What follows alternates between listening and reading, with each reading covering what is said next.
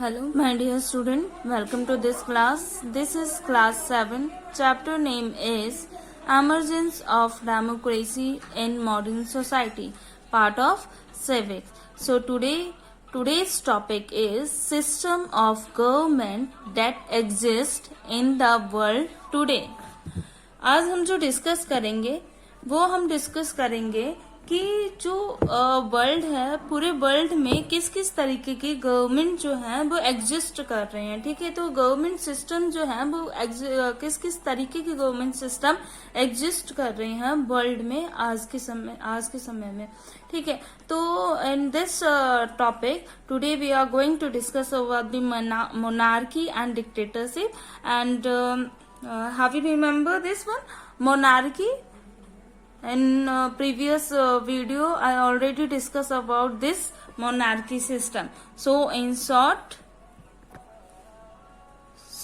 in this government, this type of government, monarchy government, so in this form of government, a monarch is there, कोई भी राजा या रानी कोई भी हो सकता है. ठीक है, हैज एब्सोल्यूट पावर, उसके पास में पावर होती है एंड वो अपने ही and the power to rule for life. ठीक है, मोनार्की गवर्नमेंट में क्या होता है, वो गवर्नमेंट ऐसी सरकार होती है जहां पे एक मोनार्क होता है, वो राजा या रानी कोई भी हो सकता है. ठीक है, और उसके हिसाब से वो अपने पूरी कंट्री को चलाता है. ठीक है, और ये जो मोनार्की होती है वो जनरली बेस्ड किस पर होती है, हेरिडिटरी बेस्ड होती है.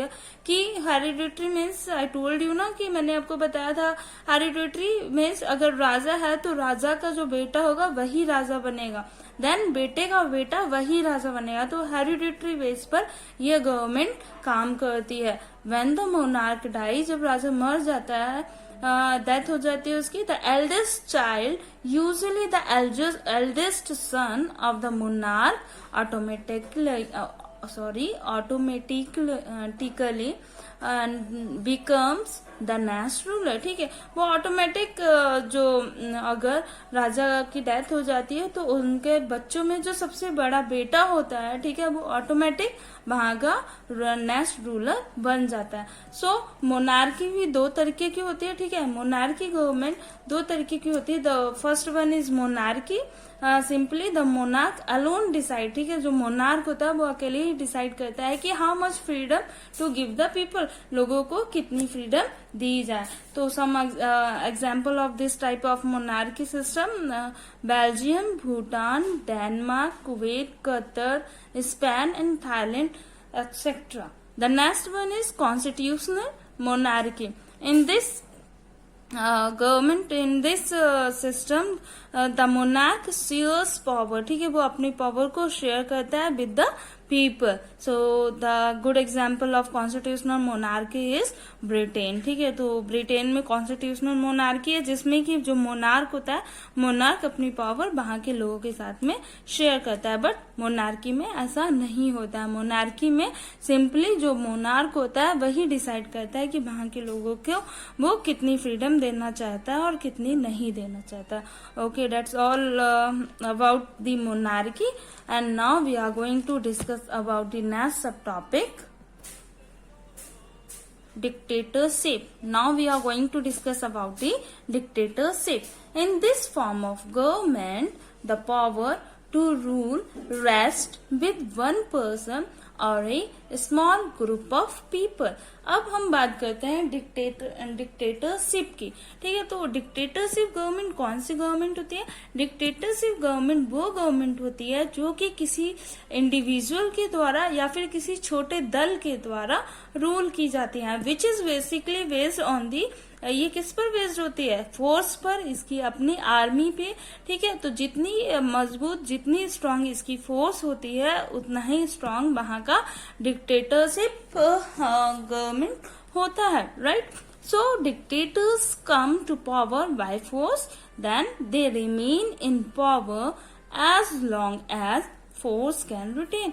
ठीक है, जब तक उनकी फोर्स रिटेन फॉर्म में होती है, ठीक है, तब तक वो वहां पर उनकी पावर किस पर डिपेंड होती है? सीधा डिपेंड होती है उनकी जो फोर्स होती है उस पर. So I have tried to make this portrait which you are watching on this seat. Simply I tried to make this.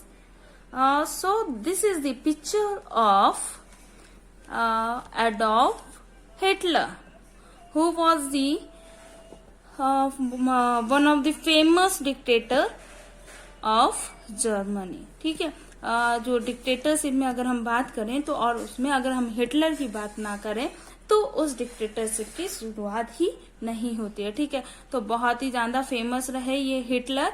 और ये हिटलर कब, आफ्टर द फर्स्ट वर्ल्ड वार, जब फर्स्ट वर्ल्ड वार हुआ उसके बाद में इनकी एक फोर्स एग्जिस्टेंस में थी. ठीक है, हिटलर की फोर्स जो थी वो एग्जिस्टेंस में थी, काफी मजबूत इनकी फोर्स थी. देन इन्होंने अपने आप को वहां का जो रूलर इन्होंने बना लिया. सो इन्होंने अपने आप को जर्मनी का रूलर बना लिया था. अब इसमें डिक्टेटरशिप में क्या होता है, यहाँ पे डिक्टेटरशिप में जो डिक्टेटर होता है उसका जो वो ये सोचता है कि जो डिक्टेटरशिप डिसाइड करता है, जो वो शासन में जो अपने हिसाब से वो डील करता है, सिर्फ उसी को फॉलो अप किया जाएगा. वहां के लोगों की जो फीलिंग्स, जो डिजायर्स होती है, उन्हें एक तरीके से दबाकर यहाँ के डिक्टेटर्स अपने डिजायर्स को पूरा करने के लिए अपनी जरूरतों को अपने हिसाब से डील करते हैं वहां के कॉमन पीपल को. राइट, सो उसमें से एक एग्जाम्पल हिटलर का मैंने दिया. So they remain in power as long as force can retain. During 20th century dictators came into existence, मैंने आपको बताया, after the first world war. ठीक है, फर्स्ट वर्ल्ड वार के जो पहला विश्व युद्ध हुआ 1914 to 1919, उसके बाद में डिक्टेटर्स आए.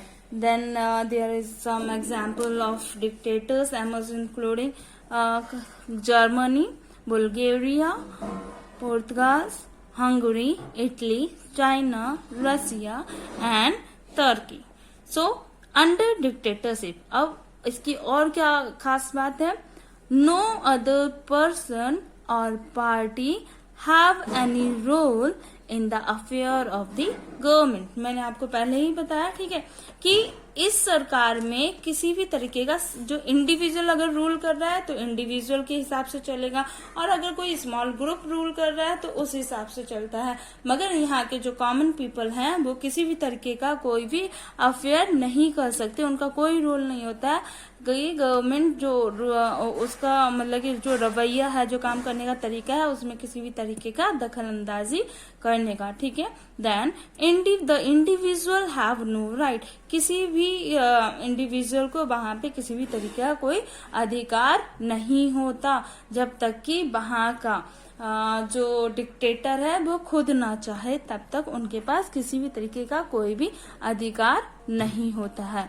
Then the dictators covers all spheres of citizens slaves under his control. ठीक है, तो वो अपने कंट्रोल में हर तरीके से जो सिटीजन्स की जिंदगी है उसे अपने कंट्रोल में रखता है.